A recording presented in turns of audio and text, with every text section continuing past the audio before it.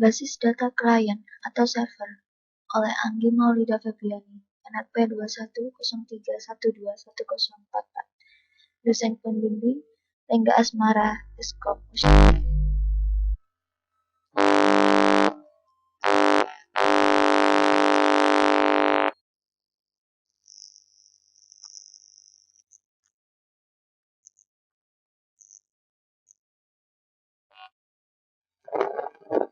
Tujuan belajar. Selama mempelajari materi dalam bab ini, mahasiswa diharapkan mampu: yang pertama, memahami konsep basis data klien server, kemudian memahami arsitektur klien server, dan terakhir adalah memahami mengakses query pada basis data klien server dan bagaimana perangkat lunak klien server. Pendahuluan. Aplikasi basis data atau distribusi dikembangkan dalam bentuk arsitektur klien server. Teknologi klien server berkembang secara cepat sebagai teknologi lanjut. Pada beberapa waktu yang lalu, sangat sulit memprediksi status saat ini teknologi klien server yang terjadi saat ini. Hal ini sama sulitnya dengan memprediksi teknologi untuk beberapa tahun ke depan.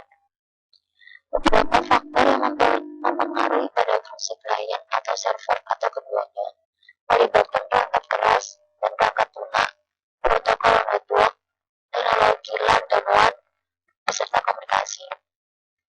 Penurunan biaya dari beberapa faktor tersebut menyebabkan semakin besar kemungkinan mempunyai sistem yang kuat. Arsitektur klien server. Saat ini, arsitektur klien server yang banyak digunakan dalam industri disebut two-tier arsitektur. Pada arsitektur ini, server mengirim data dan klien mengakses data. Server memainkan peranan yang dominan pada arsitektur ini. Keuntungan sistem ini adalah sederhana dan kompatibilitas dengan sistem yang legal. Arsitektur klien server yang dikembangkan kemudian adalah three-tier architecture. Pada model ini, layer direpresentasikan sebagai host dan server dan klien, serta memainkan peranan sebagai penengah dengan mengirim aturan bisnis atau prosedur atau constraint yang digunakan untuk mengakses data dari host. Klien berisi antara muka GUI dan beberapa aplikasi tambahan mengenai aturan bisnis. Kemudian, server bertindak sebagai conduit of passing, memproses data dari host ke klien, di mana kemudian diproses atau difilter dan dipresentasikan ke pemakai dalam format GUI. Antarmuka pemakai, aturan dan mengakses data tidak bertindak sebagai three tiers. Klien biasanya dihubungkan ke server melalui LAN dan server dihubungkan ke host melalui WAN. Klien melakukan remote yang dihubungkan ke server melalui WAN juga. Sistem ini sangat cocok untuk perusahaan besar, di mana basis data terpusat dapat disimpan dalam host dan biaya pembangunan LAN dan WAN dapat diatur dan dioptimasi menggunakan teknologi yang bagus untuk setiap bagian yang berbeda dalam organisasi.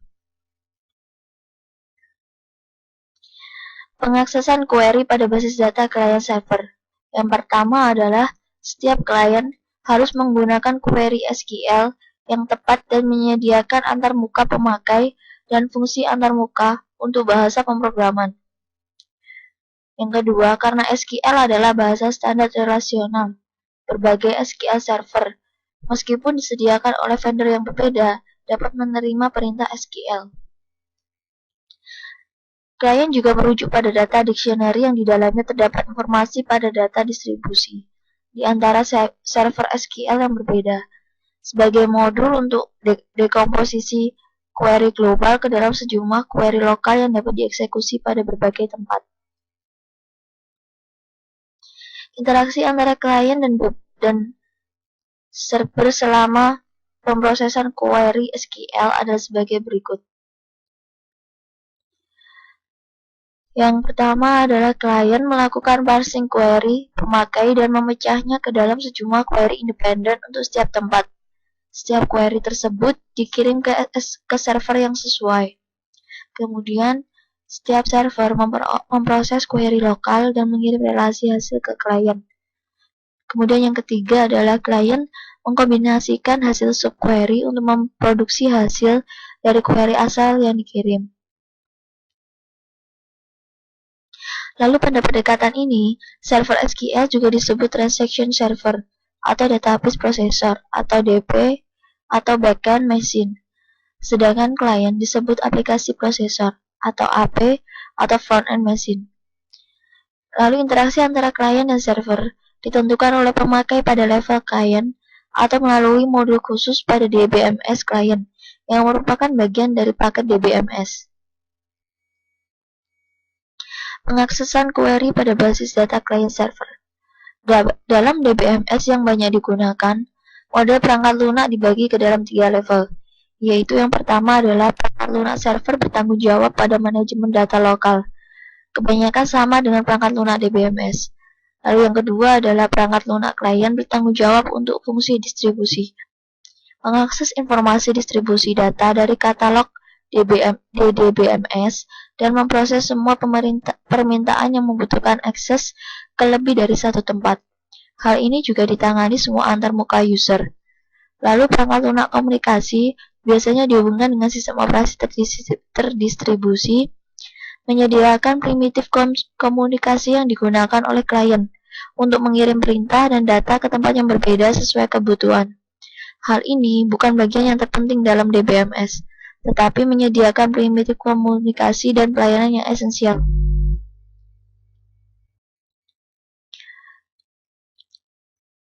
Klien bertanggung jawab untuk membangkitkan eksekusi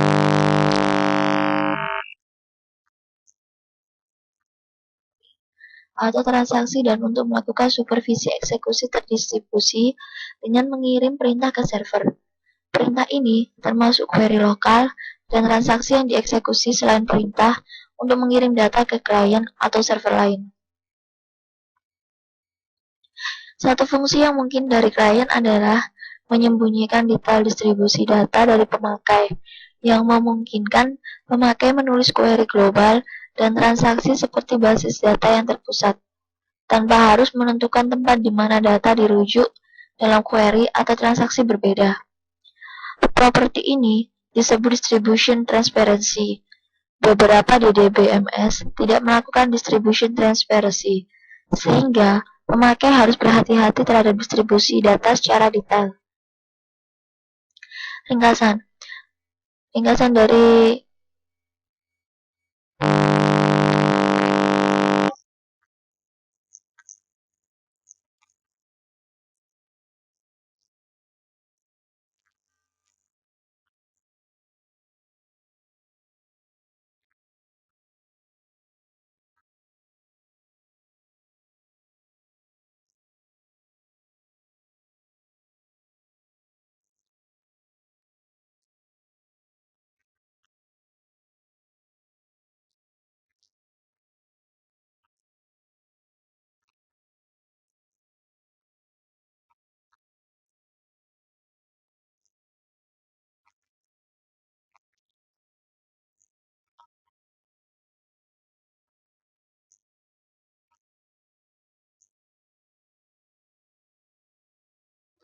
kita lanjut ke latihan soal.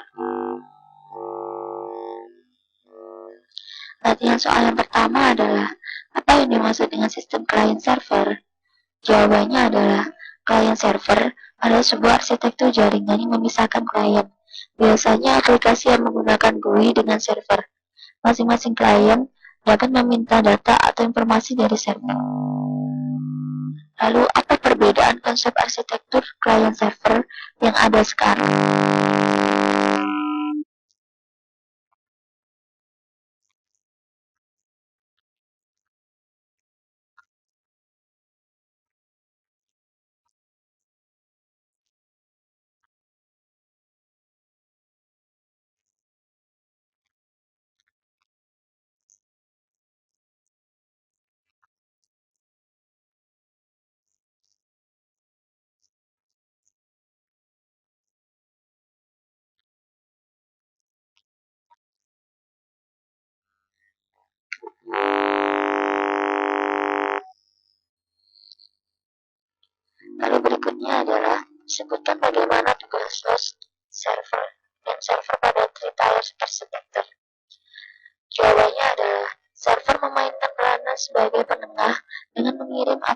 aturan bisnis, yaitu procedure atau constraint, yang digunakan untuk mengakses data dari host. Klien berisi antara muka GUI dan beberapa aplikasi tambahan mengenai aturan bisnis.